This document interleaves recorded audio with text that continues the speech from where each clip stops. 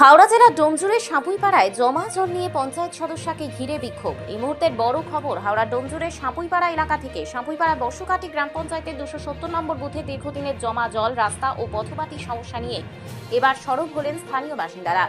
অভিযোগ, দীর্ঘদিন ধরে এলাকায় জল জমে রয়েছে, রাস্তার পরিস্থিতিও অত্যন্ত খারাপ। জমা জলের কারণে রাস্তা পিছল হয়ে পড়ায় প্রতিদিন চরম সমস্যার মধ্যে দিয়ে যাতায়াত করতে হচ্ছে সাধারণ মানুষকে।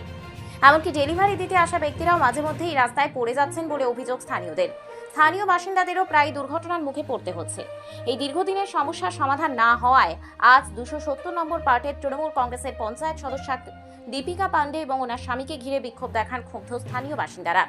পঞ্চায়েত সদস্যের সামনেই তারা ক্ষোভ উগড়ে দিয়ে অভিযোগ করেন, দীর্ঘ 15 বছর ধরে এলাকায় তেমন কোনো উন্নয়নমূলক কাজ হয়নি। স্থানীয়দের আরও অভিযোগ, ভোটের সময় ভোট চাইতে জনপ্রতিনিধিরা এলাকায় এসেছিলেন, কিন্তু ভোটের পর এই জমা জলের সমস্যা নিয়ে সাধারণ মানুষ কেমন অবস্থায় রয়েছেন তা জানতে বা পরিস্থিতি দেখতে পঞ্চায়েত সদস্য একবারও এলাকায় আসেননি। আজ সেই ক্ষোভই প্রকাশ্যে এসে পড়ে।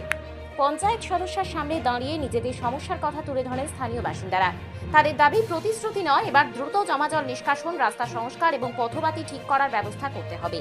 আর বুথে বুথে যে 10 লক্ষ টাকা এসেছিল সেটাও স্বীকার করেছেন তৃণমূল কংগ্রেসের সদস্য ও ওনার স্বামী। স্থানীয় বাসিন্দাদের অভিযোগ, কোথায় সেই সমাধান হয়েছে স্থানীয় বাসিন্দাদের চোখে পড়েনি। এই ঘটনায় পঞ্চায়েত সদস্য, তার স্বামী এবং স্থানীয় বাসিন্দারা কি বললেন, তাদের কি অভিযোগ, আমাদের ক্যামেরার সামনে উঠে এসেছে সেই সমস্ত বক্তব্য।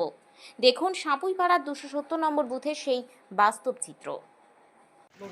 বলছি দিদি, আপনাদের এই জায়গাটা দীর্ঘদিনের সমস্যা হচ্ছে, যেটা বলে থাকেন যে জমা জল, শুধু জমা জল না, নোংরা পচা দুর্গন্ধ জল, রাস্তার রাইট ঘাটও ঠিক মতো জল না। কি বলবেন এই পরিস্থিতিতে আপনি? এই পরিস্থিতিতে বলবো যে এখানকার নেতা নেত্রীরা সব শুধু ভোট চাওয়ার জন্য আসে।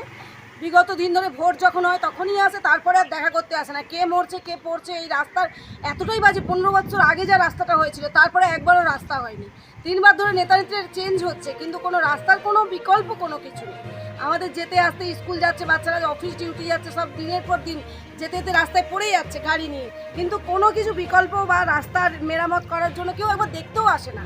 যেই বাড়িগুলো এই অবস্থায় আছে বা বাচ্চাগুলো স্কুলে যেতে পারছে না, অফিস যাত্রীরা অফিস যেতে পারছে না, কেউ একবার এসে ভিজিট তো করবে, সেই জিনিসটা পর্যন্ত আমাদের এখানে করা। মানে এই জমা জলে আপনারা দীর্ঘদিন সদস্য কে প্রধান কেউ আসছে না? কেউ আসে না। প্রধান কেন, আমাদের এখানে যে নেতা নেত্রী সব দাঁড়িয়েছে ভোট নিয়ে। আমার নাম রূপালী মণ্ডল। আর এখানকার যিনি দীপিকা পান্ডে, এর আগে ছিল রাখিধর, এর আগে ছিল নরেশ মজুমদার। নরেশ মজুমদার একবারই যে রাস্তা করেছে, তারপরে আর কেউ রাস্তা কি। একটা পোলে লাইট খারাপ হলে সেটাও বলতে বলতে আমি থকে যাই যে দাদা লাইটটা লাগান। আসছি বৌদি করে আর কোনোদিনও আসে না। একবার করে লাইট সারিয়ে যাই তো বর্ষায় সব লাইটগুলো খারাপ হয়ে রয়েছে, একবার দেখতেও আসেনি এখানকার। তাহলে এবার বলুন, বিষাক্ত সাপ চারিদিকে ঘুরে বেড়াচ্ছে, বাড়িতে পর্যন্ত জল আছে এবং